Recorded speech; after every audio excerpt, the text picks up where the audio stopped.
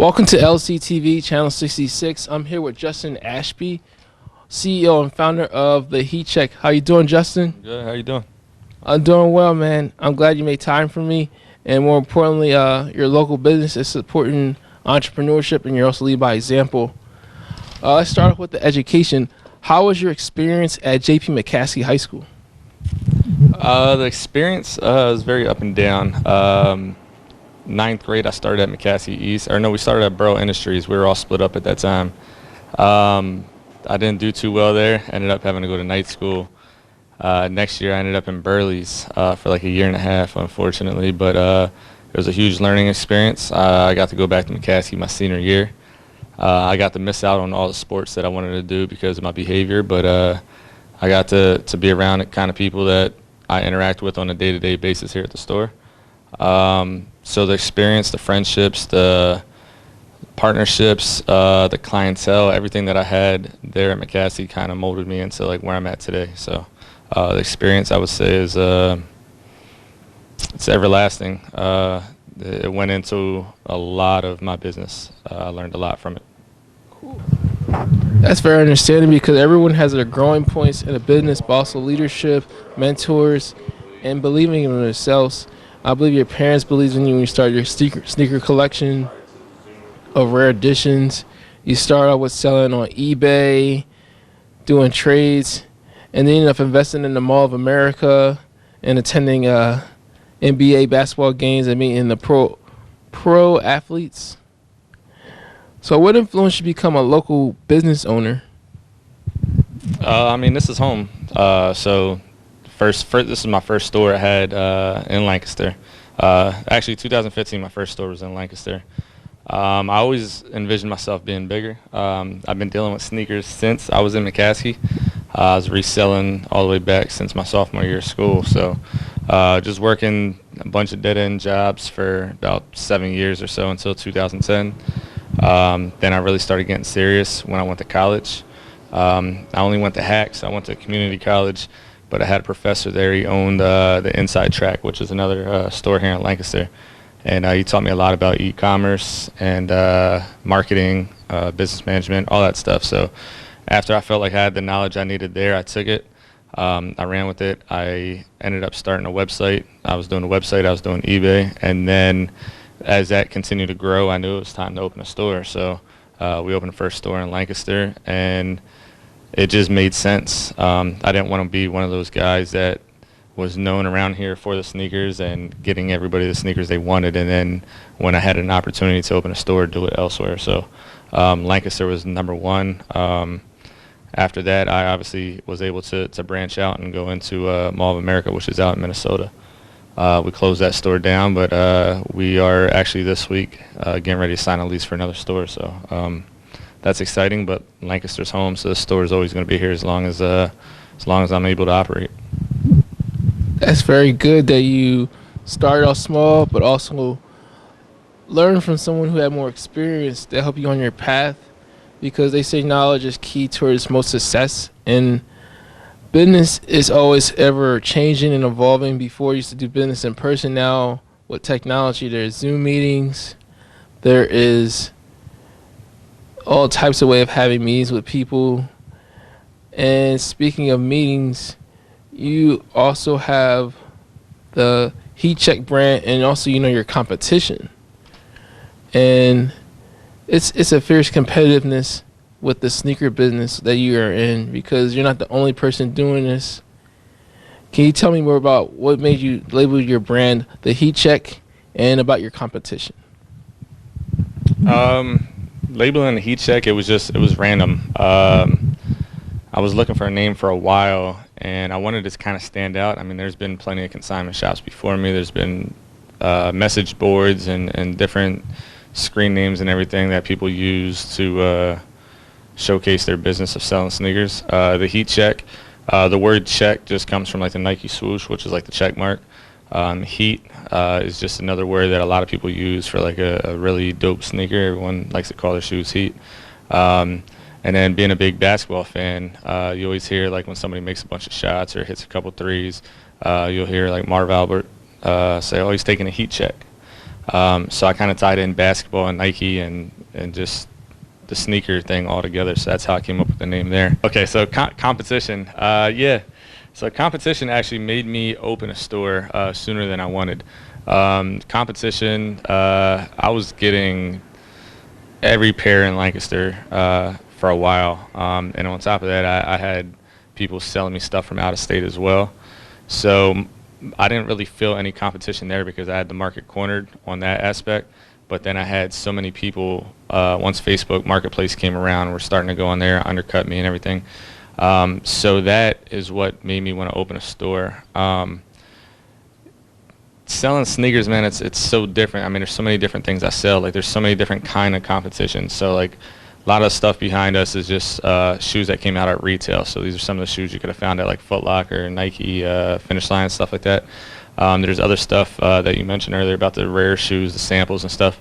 That was another market that I was doing before the store and even with the store, where the competition is a lot smaller because a lot of these rare shoes you might have 12 pairs made, 24 pairs, 50 pairs and stuff like that. So I'm pretty much competing against myself in that aspect because I can kind of create the market when I have that shoe because there's not many made, and then sometimes you can have the only size made, so you kind of make your own market there. There is other competition here. There's other consignment shops around. I mean, Philly has a couple. There's a couple within I would say like a 50-mile radius. We probably have 3 other consignment shops. We're all cool with each other. I don't think we're really competing per se. We carry a lot of the same stuff, but you get a lot of people that shop local. They're going to come to whatever's closest to them. The 2 biggest marketplaces in the world for the sneakers that we sell, StockX and GOAT. I would say that's my biggest competition just because people can go on those platforms on their apps and see what the shoe's going for, and they can click a button and either buy that shoe or sell that shoe. So in a sense, I have to be competitive when it comes to pricing with them. But as far as like any other store around here, I don't look at any of them as like competition, and I don't say that in a cocky sense. It's just we all have our own lane, we have our own clientele, and we're all able to grow and continue growing, so it works for all of us. Yeah, because competition usually brings us the best, and the businesses compete against each other. Who has a better deal, a better sales pitch, and also who has a better marketing plan and more consistency with their audience, and making sure the product or service is available all year round.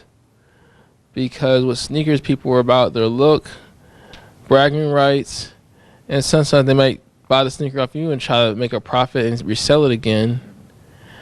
And I believe your parents believed in you from the beginning.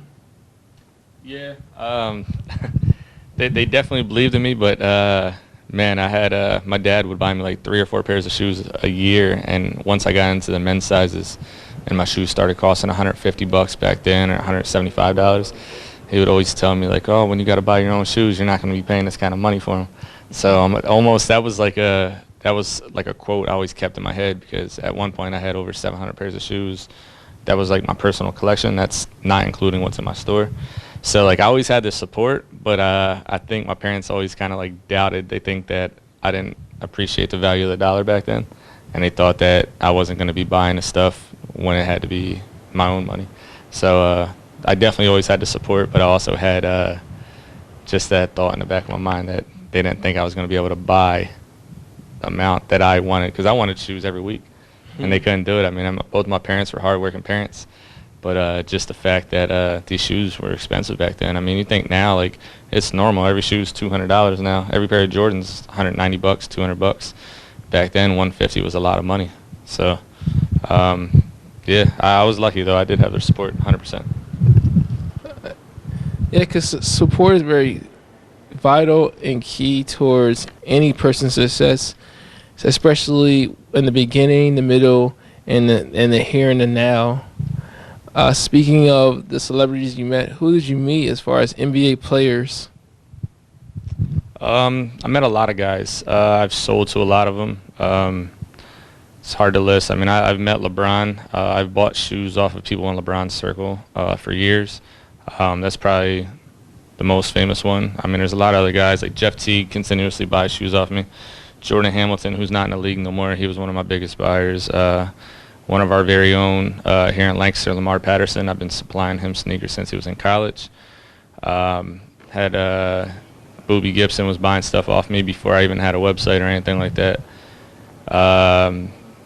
Trying to think anyone that's in the playoffs right now that was buying. John Morant, actually sold him a pair. PJ Tucker, who a lot of people consider like the sneaker king in the NBA right now. I've sold him plenty of $1,000 shoes.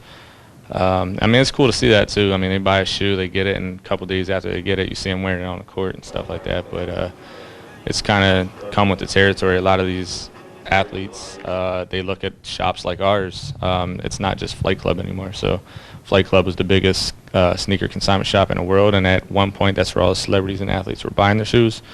But now, I mean, there's hundreds and hundreds of shops like mine that these guys are able to shop with. Langston Galloway's another one. He plays for the Pistons.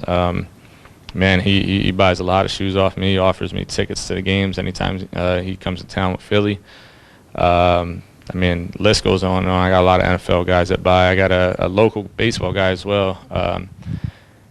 I don't want to drop his name on here in case he sees this and he wants to stay anonymous. But there's a guy that grew up about a half an hour away from here that plays in the major leagues. That he's actually a true sneakerhead. He knows what a lot of the shoes are. That's not just like your typical Jordans and stuff like that. So, I mean, it's a good perk to have to be able to meet these guys, sell to them, and then build a relationship past the sneakers. It turns into a friendship that's genuine. So that's probably the biggest plus about that. Behind every business deal, you always have somebody that's really supportive, who knows your ins and outs, your highs and lows, and that is your wife. And you also have children to take care of. So you have two leadership roles that are all year round, and that's something you take very serious. I understand you had a wedding that was filmed by Joey Cross outside the United States. And maybe tell me how it feels to be settled down. Man, it's the best feeling in the world. My wife got my back 100%.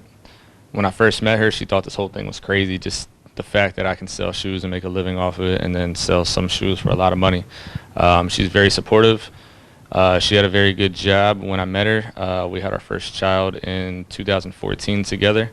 She went back to work after that, and then we had our second child in 2018. After my son was born in 2018, we both decided it was best for her to just be a stay-at-home mom, help take care of the kids with me having to be in here and me trying to grow the business into multiple stores. So, man, it's tough. A lot of times people hear that stay-at-home mom thing and they think the woman's lazy, but, man, my wife is like she's a superhero of our family, so she keeps everything together. Without her being there with the kids, man, I wouldn't be able to be in here as much as I need to be. I wouldn't be able to venture out into other business ventures that I'm trying to do right now. And she's always been supportive. There was never a point where she's telling me don't buy this or don't do this. Like, man, she always believed in me just as much, if not more than what I believed in myself. And my kids they're my biggest motivation. I do this to provide for my family, but ultimately I want to continue running this business until my kids are old enough to hopefully pass it down to them if they're interested in it. My oldest, he's 11. Really don't care about sneakers. I'll buy him nice sneakers, nice Jordans and stuff. He goes outside, tears them up. He likes the reaction he gets when he wears them to school, but other than that, if I bring him in here, he can't really name none of the shoes or anything. But it's dope to be able to bring him in here. I had him come in here and do like a daddy-son work day, and I got to show him how to find shoes in the back. I showed him how to ring things up. And I think a lot of stuff that's taught in school doesn't relate to what you're going to do after you graduate from school. So this gives me a platform to show him the marketing side of things, the business management, being able to work with employees, which I like to call my team members. Look at them like we're all just part of a team. But I'm trying to instill that into him for whenever he gets out into the workforce or the workplace himself, just how to treat others, work well with others, be able to manage. I just want them to ultimately just be a leader in whatever role they take. Biggest motivation, man. I can't even put it into words. This is who I do it for. Yeah, with your wife, you found your partner, you found your companion, and more importantly, you not only have success in the public eye, but you also have success in your personal relationships in private. And that's something that's hard to balance sometimes with people's lives. And that's something that's very, very key towards growing as a man. Because you know when you come back home, you know you have all this positive energy to go to. You got someone to come into your arms, such as your children. And you don't have to think about the business side. You can think about having your relationships. Well, I'm Ethan, having my interview with Justin Ashby, CEO and founder of the Heat Check, man. Thank you very much for your time. Thank you. You too.